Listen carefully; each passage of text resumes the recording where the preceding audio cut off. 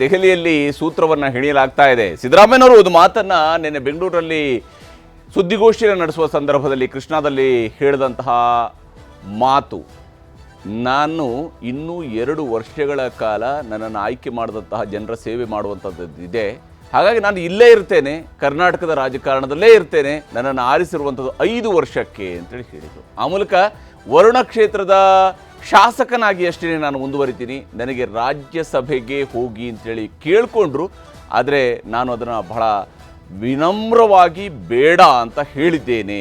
ಈ ಮಾತುಗಳನ್ನು ಸಿದ್ದರಾಮಯ್ಯನವರು ಹೇಳಿರೋದು. ಹೀಗಿರುವಾಗ ಸಿದ್ದರಾಮಯ್ಯನವ್ರನ್ನ ದೆಹಲಿ ರಾಜಕಾರಣಕ್ಕೆ ಹೋಗುವಂತೆ ಮತ್ತೊಂದು ರೀತಿಯಲ್ಲಿ ಅವರ ಮನವೊಲಿಕೆ ನಡೆಯುತ್ತಾ, ಏನೇನು ನಡಿಬಹುದು?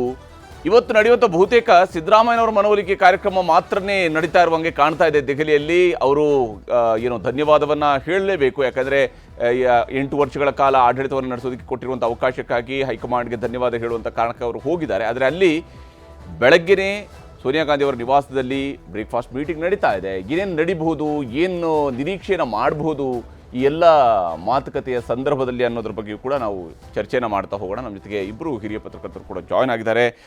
ಸುಭಾಷ್ ಹೂಗಾರ್ ಅವರು ನಮ್ಮ ಜೊತೆಗೆ ಕಾರ್ಯಕ್ರಮದಲ್ಲಿದ್ದಾರೆ, ಹಾಗೆಯೇ BS ಅರುಣ್ ಅವರು ಕೂಡ ನಮ್ಮ ಜೊತೆಗೆ ಕಾರ್ಯಕ್ರಮದಲ್ಲಿ ಇದ್ದಾರೆ. BS ಅರುಣ್ ಅವರೇ, ಈಗಾಗಲೇ ದೆಹಲಿಯಲ್ಲಿ ತಲುಪಿರುವಂತಹ ಸಿದ್ದರಾಮಯ್ಯನವರು ರಾಜೀನಾಮೆಯ ಪ್ರಕ್ರಿಯೆಗಳೆಲ್ಲವೂ ಕೂಡ ಮುಗಿದ ನಂತರದ ಬೆಳವಣಿಗೆಯಲ್ಲಿ ಅವರೀಗ ದೆಹಲಿಯಲ್ಲಿದ್ದಾರೆ. ಹೋಗುವಾಗ ಜಸ್ಟ್ ಹೈಕಮಾಂಡ್ಗೆ ಒಂದು ಥ್ಯಾಂಕ್ಸ್ ಹೇಳಿ ಬರೋಣ ಅಂತೇಳಿ ಹೋಗಿದ್ದಾರೆ ಅಂತೇಳಿ, ಆದರೆ ವಾಸ್ತವವಾಗಿ ರಾಜ್ಯಸಭೆಗೆ ಹೋಗೋದ್ರ ಬಗ್ಗೆನೇ ಅವರ ಮನವೊಲಿಕೆ ನಡೀತಿದೆಯಾ ಅಂತ? ಬಹುಶಃ ಮನವರಿಕೆ ನಡಿಬೋದು. ಯಾಕಂದರೆ ಇಲ್ಲಿ ಏನಾಗುತ್ತೆ, ಈಗ ಹೊಸ ಒಬ್ಬ ಚೀಫ್ ಮಿನಿಸ್ಟರ್ ಬರ್ತಾ ಇದ್ದಾರೆ. ಸೊ ಅವರಿಗೆ ಒಬ್ಬ ಹಿಂದಿನ ಮುಖ್ಯಮಂತ್ರಿ ಇರೋದು, ಅವರು ಸದನದಲ್ಲೇ ಕೂತಿರೋದು, ಇದೆಲ್ಲ ಒಂದು ರೀತಿಯ ಇರ್ಸು ಆಗುತ್ತೆ ಅಂತ ನನಗನ್ಸುತ್ತೆ. ಆಮೇಲೆ no chief minister wants a alternative power centre.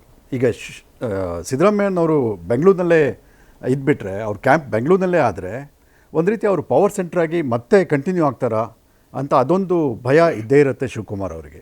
So ಯಾಕಂದರೆ ನೋಡಿ, ಈವನ್ ನಾವು ಲೆಜಿಸ್ಲೇಚರ್ ಪಾರ್ಟಿನಲ್ಲಿ CLPನಲ್ಲಿ ಸಿದ್ದರಾಮಯ್ಯ ಅವರಿಗೆ ಬೆಂಬಲ ಸಾಕಷ್ಟು ಇದೆ. ಸೊ ಇದು ಒಂದು ಇದು ಬ್ಯಾಕ್ ಆಫ್ ಹಿಸ್ ಮೈಂಡ್, ಇವರ ಶಿವಕುಮಾರ್ ಅವರಿಗೆ ಇದ್ದೇ ಇರುತ್ತೆ. ಆಮೇಲೆ ಎಲ್ಲಿ ಯಾವಾಗ ಮತ್ತು ಪ್ರತಿಯೊಂದು ಹಂತದಲ್ಲೂ ಈಗ ಸಿದ್ದರಾಮಯ್ಯ ಅವರು ನೋಡ್ತಾನೆ ಇರ್ತಾರೆ ಏನೇನು ಆಗ್ತಿದೆ ಅಂತ. ಆಮೇಲೆ ಕೆಲವು ಅವರದ್ದು ಪೆಟ್ ಪ್ರಾಜೆಕ್ಟ್ಸ್ ಅಂತ ನಾವೇನು ಹೇಳ್ತೀವಿ ಅದು ಕೂಡ ಇದೆ. ಅದು ಗ್ಯಾರಂಟೀಸ್ ಆಗ್ಬೋದು, ಅಥವಾ ಇದು ಜಾತಿ ಗಣತಿ ಆಗ್ಬೋದು. ಈ ಥರ ಕೆಲವು ವಿಷಯಗಳಲ್ಲಿ ಅವರು ಬಹುಶಃ ಯಾವುದೇ ಸಂಧಾನಕ್ಕೆ ಅಥವಾ ರಾಜಿಗೆ ಒಪ್ಪೋದಿಲ್ಲ. ಅದನ್ನು ಡೈಲ್ಯೂಟ್ ಮಾಡೋದಾಗಲಿ ಅದಕ್ಕೆಲ್ಲ ಬಹುಶಃ ಒಪ್ಪಲಾರ್ಲು ಅಂತ ನನಗನ್ಸುತ್ತೆ. ಇದೇ ಥರ ಇನ್ನೂ ಕೆಲವು ಸಂಗತಿಗಳಿರ್ಬೋದು ಮುಂದೆ. ಯಾಕೆಂದರೆ ಮುಂದೆ ಏನೇನಾಗುತ್ತೆ, 2 ವರ್ಷ ಇನ್ನೂ ಇದೆ ಎಲೆಕ್ಷನ್ಗೆ. ಸೊ ಈ ಎಲ್ಲ ಕಾರಣಗಳಿಂದ ಶಿವಕುಮಾರ್ ಬಹುಶಃ ಇದು ಇಷ್ಟ ಆಗಲಿಕ್ಕಿಲ್ಲ ಅವ್ರು ಕಂಟಿನ್ಯೂ ಆಗೋದು. ಶಿವಕುಮಾರ್ಗೂ ನಿನ್ನೆ ಬಹುಶಃ ಆಶ್ಚರ್ಯ ಆಗಿರ್ಬೋದೋ ಏನೋ. ಮತ್ತು ನೋಡಿ, ಅಸೆಂಬ್ಲಿನಲ್ಲಿ ಇವರು ಮಾತಾಡ್ತಾ ಇರ್ತಾರೆ ಅಥವಾ ಸ್ಪೀಚ್ ಮಾಡ್ತಾ ಇರ್ತಾರೆ, ಬಟ್ ಅವರಿಗೊಂದು ಹಿಂದ್ಗಡೆ ಇದ್ದೇ ಇರುತ್ತೆ. ಸಿದ್ದರಾಮಯ್ಯನವರು ನನ್ನ ಭಾಷಣ ಕೇಳ್ತಾ ಇದ್ದಾರೆ, ಅವ್ರು ಆಮೇಲೆ ಏನಂತಾರೋ ಅಕಸ್ಮಾತ್ ನೋಡಿ ಮೀಡಿಯಾದಲ್ಲಿ ಒಂದೊಂದು ಮಾತಾಡಿದರೂ ಕೂಡ ಸ್ವಲ್ಪ ಎಗೇನ್ಸ್ಟ್ ಆಗಿ ಹೋದರೆ ಅದು ತುಂಬ ದೊಡ್ಡ ಸುದ್ದಿ ಆಗುತ್ತೆ.